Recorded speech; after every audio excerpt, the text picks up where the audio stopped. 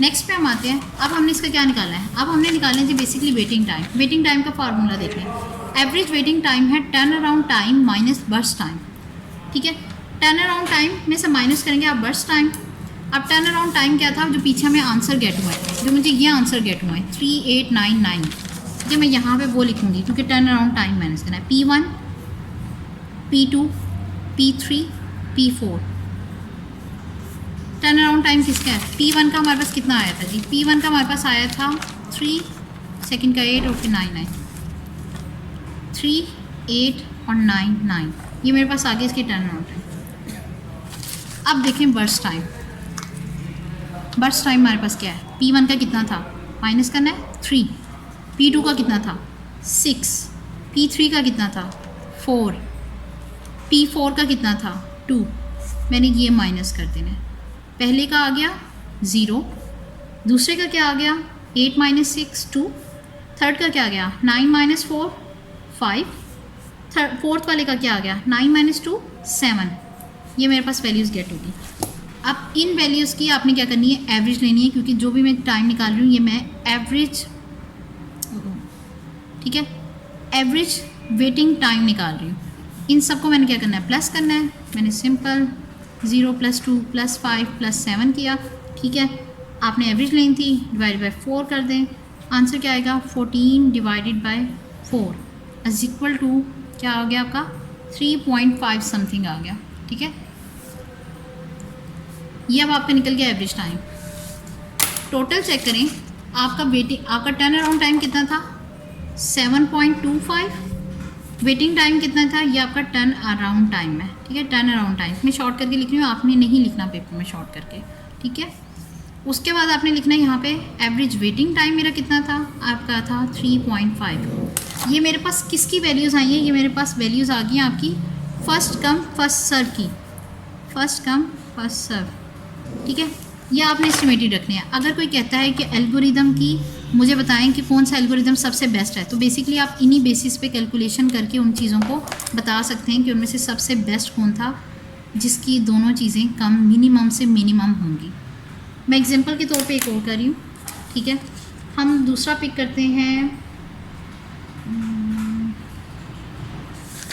दूसरा हम पिक कर लेते हैं। शेड्यूलिंग हमने पढ़ लिया है, अच्छा शॉर्टेस्ट जॉब फर्स्ट पढ़ लिया है। ठीक हो,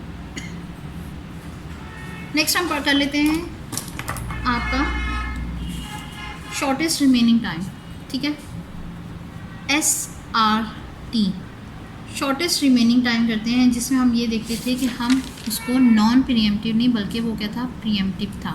प्रीएम्प्टिव में क्या हो रहा था, प्रीएम्प्टिव में ये था कि मैं रिसोर्स को ले सकती हूँ अगर उसकी एग्जीक्यूशन कंप्लीट नहीं भी हुई तब भी, वरना क्या था एग्जीक्यूशन कंप्लीट होने का वेट करना था, मुझे उसकी टर्मिनेशन को देखना पड़ता था। अगर उसकी टर्मिनेशन होगी थी देन ही मैं वो क्या कर सकती थी, पीछे वाले में से रिसोर्सेज ले सकती थी। अब प्रीएम्प्टिव है, अब क्या होगा, वी जस्ट डैम केयर, आपने क्या करना है सिंपल उससे वो चीज़ ले लेनी है रिसोर्स। अगर आपका कोई और ऐसा प्रोसेस आ गया जिसका रिमेनिंग टाइम सबसे कम था, रिमेनिंग टाइम्स को इट्स मीन आपने क्या करना है कंपैरिजन करना है।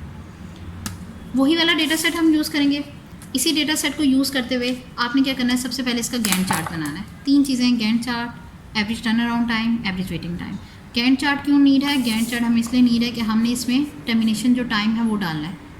इस फार्मूले के अंदर टर्मिनेशन टाइम डालने के लिए मुझे गैंट चार्ट की नीड है। अब इसकी नीड का है, इसका रिजल्ट डलेगा एवरेज वेटिंग टाइम है, तो ये तीनों तरतीब से ही हमेशा निकाले जाएंगे।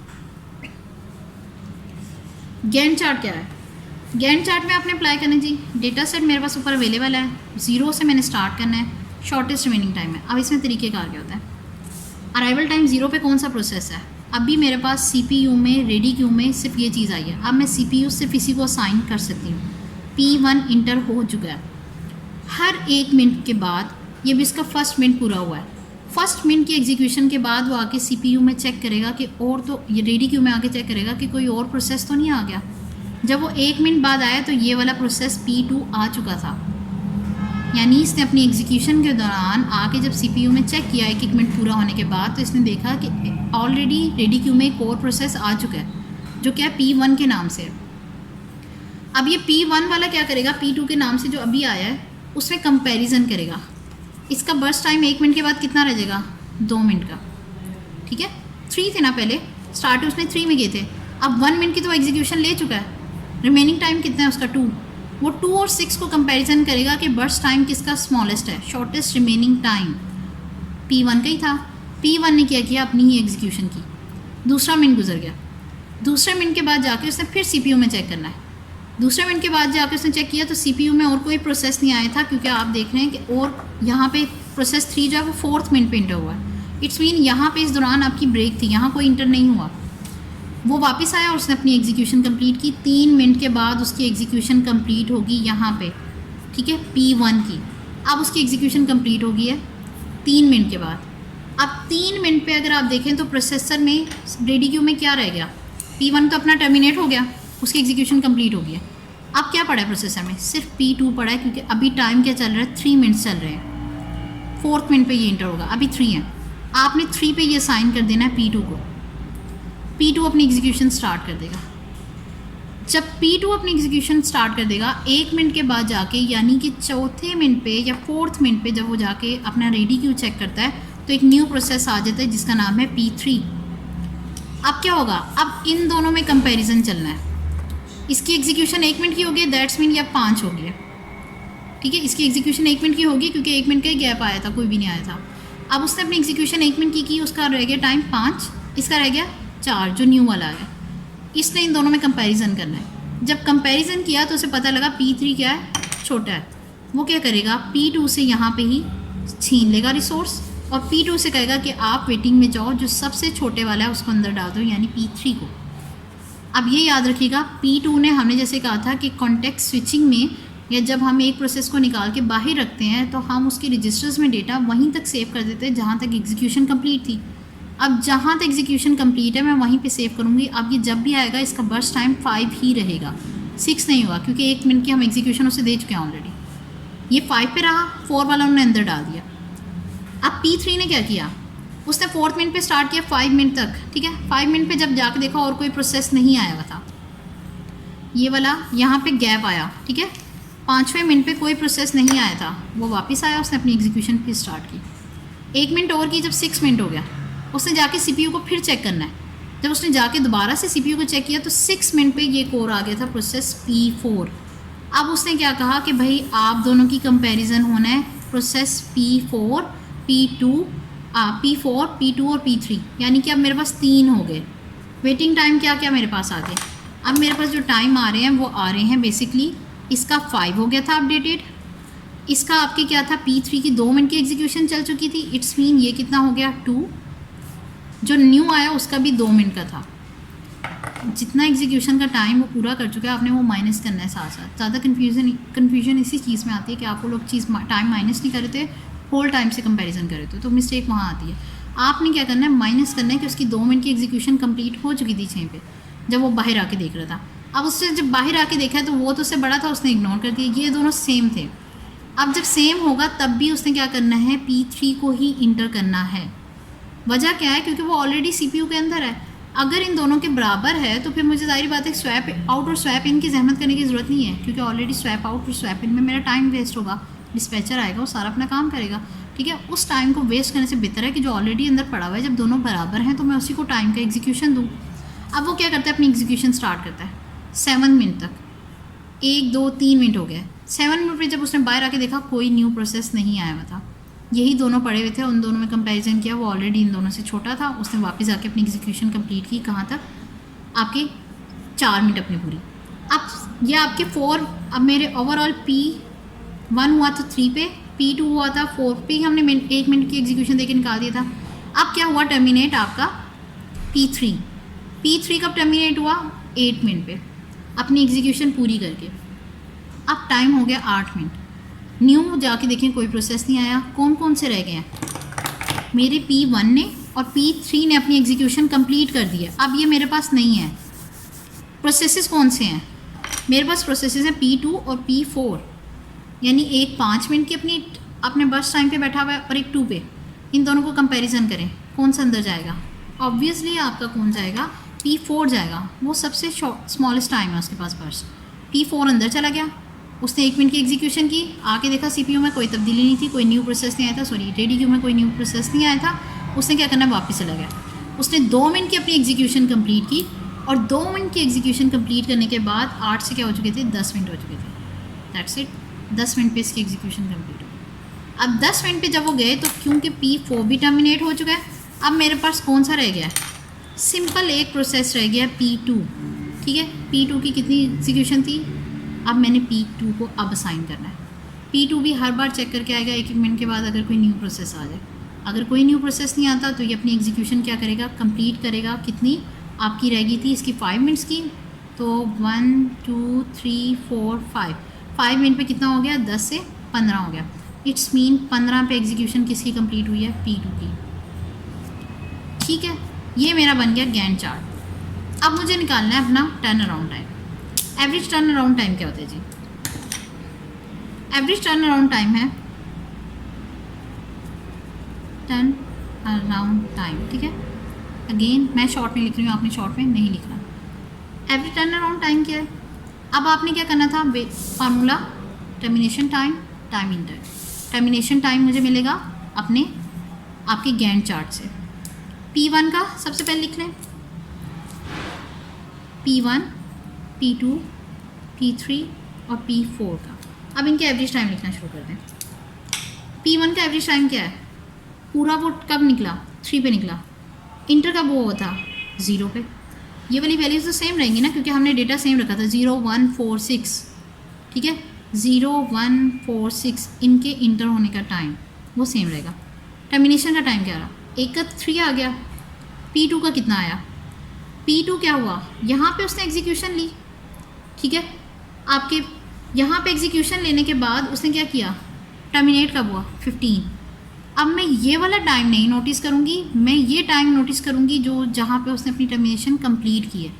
यहाँ पे वो आया, उसने वेट पे चला गया, क्योंकि बाकी प्रोसेस उससे छोटे थे, वो एग्जीक्यूट होते। मुझे सिर्फ ये देखना है P2 का लास्ट एंडिंग पॉइंट क्या है, मैंने ये वाली चीज़ नहीं देखनी। लास्ट एंडिंग पॉइंट क्या था उसका, 15। मैंने 15 उठा के यहाँ लिखना है कि 15 उठाना है और 15 में से माइनस करना है। अराइवल टाइम सेम रहे, टर्मिनेशन टाइम या आपका टर्मिनेशन टाइम मैंने चेक करना है गैंट चार्ट से, वो देखना है कि वो आखिरी बार कब आया था प्रोसेस में। ठीक है, आखिरी टाइम जब वो निकला तो 15 मिनट थे, मैंने 15 में से 1 माइनस करना है। P3 का चेक करें, P3 स्केल पे 8 मिनट लगे थे उसे, मैंने 8 लिख दिया। ठीक है, अब 8 मिनट के बाद वो बेसिकली क्या आया, P4 को कितना टाइम लगा, P4 लास्ट पे कितने दे रहा है, 10 मिनट्स, मैंने 10 मिनट्स लिख देना। हर प्रोसेस का जब वो निकला है गैंट चार्ट से, उसकी प्रोसेसिंग कंप्लीट करके मैंने वो टाइम यहाँ पे मेंशन कर दिया। अब वो टाइम मेंशन हो गया, माइनस करें और रिजल्ट निकालें। ठीक है, पहले का क्या आया, 3। सेकंड पे क्या आया आपका 14, 1 माइनस हो गया। ठीक है, 8 में से 4 माइनस किया 4, 10 में से 6 माइनस किए 4। ठीक है, अब मुझे इनको प्लस करना है, यानी कि 3 + 14 + 4 + 4। ठीक है, आंसर मेरे पास क्या आएगा, आपके पास जो भी आंसर आएगा आपने से 4 से डिवाइड करना है, क्योंकि हम क्या निकाल रहे हैं, एवरेज टाइम। आपका आंसर आता है जी 25 / 4, आपका आंसर बनेगा 6.75। क्या आंसर बना, 6.75। ये मेरा निकल आया है टर्न अराउंड टाइम। अब मुझे निकालना है वेटिंग टाइम। वेटिंग टाइम पे आ जाए, वेटिंग टाइम का फॉर्मूला क्या था, एवरेज टर्न अराउंड टाइम और उस पर क्या था, बर्स्ट टाइम। मेरे पास वेटिंग टाइम टोटल क्या है, कहते हैं जी एवरेज वेटिंग टाइम। हम ये किसका करें, शॉर्टेस्ट रिमेनिंग टाइम, SRT का। ठीक है, शॉर्टेस्ट रिमेनिंग टाइम की जो एब्रीवेशन है वो आपके पास भी शॉर्ट में लिखें तो वो आप लिख सकते हो, बट बेस्ट कंडीशन यही है कि इसे लॉन्ग में लिखें। ठीक है, हाँ अगर आपको लगता है रेपिटेशन टाइम कम है और आप उसे लिखें तो ऑब्वियसली आप इसको लिख सकते हो, क्योंकि आपकी बुक में ये चीज़ मेंशन की है। मैंने सबसे पहले P1 का निकालना है, P2 का, P3 का एंड देन P4 का। P1 का क्या है जी, अब आप लोगों ने क्या करना है, सबसे पहले हमने इसका देखना है टोटल टाइम उसने कितना लगाया, और फिर आप पीछे वाले के आंसर्स देखने हैं।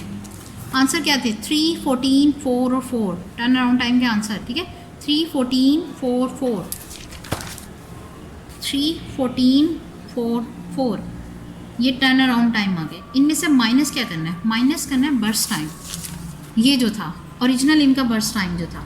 ठीक है, अब यहाँ पे मैंने वो बर्स्ट टाइम नहीं देखना जो इनकी कटिंग होने के बाद आया है।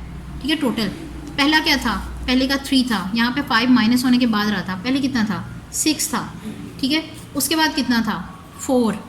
ठीक है, ओरिजिनल टाइम ये नहीं देखने के रिमेनिंग कितने रहते थे, ये जो हम अपनी माइनस करते वो काम नहीं करने। यहाँ पे 0 आ गया, 14 माइनस 6 किया 8 आ गया, 4 माइनस 4 किया 0 आ गया, 4 माइनस 2 किया 2 आ गया। अब मुझे इन सबको क्या करना है, अब मुझे इन सबको प्लस कर लेना है। 0 plus 8 plus 0 plus 2 divide by 4 for the average. यहाँ पे क्या आंसर आएगा, आंसर आ गया जी 10, 8 प्लस 2 10, ठीक है। उसके बाद आपके 4 से डिवाइड कर लिया, मेरे पास बना 2.5, ठीक है। मेरे पास क्या आया 2.5। अब लास्ट पे मुझे क्या करना है, अब आपने देखना है, मेरे पास इसकी आई थी एवरेज आपके टर्न अराउंड टाइम आया 6.75, एवरेज टर्न अराउंड टाइम आया था मेरे पास 6.75, वेटिंग टाइम मेरा कितना आया 2.5। ये किसका टाइम था, हमारे पास ये है शॉर्टेस्ट रिमेनिंग टाइम वाले का। अब फर्स्ट कम फर्स्ट सर्व को इधर लाना है, हमने इन दोनों के बेसिकली करने होते हैं कंपैरिजन। टर्न अराउंड टाइम कितना है 7.25 और दूसरा कितना है 3.5। 7.25 इसका हो गया, ठीक है। Average turn around time, waiting time इसका कितना है 3.5। अब मुझे बताएं इस सिस्टम ने कितने प्रोसेस एग्जीक्यूशन में किए, इस सिस्टम ने मेरे पास सिर्फ 4 प्रोसेसेस की एग्जीक्यूशन की है। इसने कितनी की है 4 की। अगर मैं algorithm first come first serve वाला सॉल्व करती हूँ तो उसने एवरेज टाइम कितना लिया है, वेटिंग टाइम कितना दिया है 3.5। दैट्स मीन ये तो बहुत ज़्यादा है। इसकी निस्बत शॉर्टेस्ट रिमेनिंग जॉब वाले ने अच्छी कारकर्दगी है, मतलब उसका अच्छा रिस्पॉन्स था। उसने क्या किया है, जस्ट 2.5 उसका वेटिंग टाइम है एवरेज, तो इट्स मीन ये बेटर वन है वेटिंग टाइम के लिहाज से। अगर मैं फर्स्ट कम फर्स्ट सर्व का देखूँ, उसका टर्न अराउंड टाइम कितना लिया है, उसने 4 प्रोसेस की एग्जीक्यूशन की कंप्लीशन के लिए 7.25 मिनट्स लिए हैं। शॉर्टेस्ट वाले ने कितने लिए हैं 6.75। ये बेस्ट है, ये मेनली क्या है फ़ायदामंद नहीं, ये फ़ायदामंद नहीं है। यहाँ पे इन दोनों के एल्गोरिदम की कंपैरिजन में मेरे पास बेस्ट कौन सा आया, शॉर्टेस्ट रिमेनिंग टाइम वाला। तो इट्स मीन कि मुझे क्या करना है, इन दोनों एल्गोरिदम के अगर कंपैरिजन में कोई पूछेगा कि बेस्ट कौन है तो मैं से बताऊँगी शॉर्टेस्ट रिमेनिंग टाइम। ये एग्जांपल मैंने मैप किया, आप इससे कोई डिफरेंट एग्जांपल लेके भी इन दोनों को टेस्ट कर सकते हो, ठीक है। ये इन प्रोसेसेस के लिए यही सूटेबल था कि दोनों के क्या था, इनमें से बेस्ट टाइम किसका था, मैंने वो यहाँ पे सॉल्व कर दिया। इसके बाद असल में हमने पूरे इसके बाद क्या निकालनी थी, ये जब दोनों निकल आते हैं हम उसे कहते हैं, उस चीज़ का नाम है एवरेज थ्रोपुट, ठीक है, एवरेज थ्रोपुट। अब ये एवरेज थ्रोपुट अगर आपको याद हो, आपने थ्योरी में पढ़ी थी, तो थ्रोपुट किसकी थी, CPU की थ्रोपुट की बात हो रही है, ठीक है। एवरेज थ्रोपुट की जब बात हो रही है तो CPU की थ्रोपुट की बात हो रही है। कहते हैं अब ये एक एक की अगर मेंशन करें, सब ने 4 जॉब्स या 4 प्रोसेसेस एग्जीक्यूशन की हैं, ठीक है। कुछ लोगों ने कितना टाइम लेना था, अगर टोटल इसके मैं मिनट की बात करूं तो 4 प्रोसेसेस के एग्जीक्यूशन को कितना टाइम लगना था, वो यहाँ से पता लगता है। बर्स्ट टाइम कितना टाइम था, प्रोसेस 1, प्रोसेस 2, प्रोसेस 3, प्रोसेस 4। पहले वाले के टोटल टाइम एग्जीक्यूशन उसे 3 मिनट चाहिए थे, दूसरे वाले को 6 चाहिए थे, थर्ड वाले के 4 थे, और जो आपका 4th वाला था उसके कितने थे 2 थे। इन सब को अगर मैं प्लस करूँ तो मेरे पास क्या आता है 6, 7, 8, 9, 10, 11, 12, 13, 14, 15, ठीक है। 15 मिनट्स चाहिए थे इन लोगों को अपनी एग्जीक्यूशन की कंप्लीट करने के लिए। यही 15 मिनट्स जब फर्स्ट कम फर्स्ट सर्व के पास गए थे तो उसने कितने लगाए 7 मिनट्स। शॉर्टेस्ट रिमेनिंग टाइम के पास लगाए तो 6.75। दैट्स वाई मुझे multi programming, multi tasking, multi processing में ऐसे एल्गोरिदम्स की नीड है कि कम से कम टाइम में ज़्यादा से ज़्यादा प्रोसेस एग्जीक्यूट हो सके। नॉर्मली इनको 15 मिनट लग जाने थे, ठीक है, नॉर्मली इनको कितने लग जाने थे 15 मिनट लग जाने थे, लेकिन इन्होंने कितने लगाए, एक ने 7.25 मिनट्स, ठीक है, एक ने 6.75 लगाए। तो इन दोनों से जोन से सबसे जल्दी ज़्यादा सॉल्व करा होगा मल्टी प्रोग्रामिंग के लिए, मेरे पास वो बेस्ट है, ठीक है।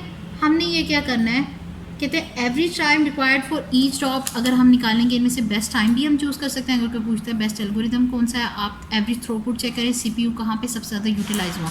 ये एवरेज थ्रोपुट जितनी ज़्यादा होगी दैट्स मीन CPU की यूटिलाइजेशन भी क्या हो रही है, उतनी ही मैक्सिमम हो रही है।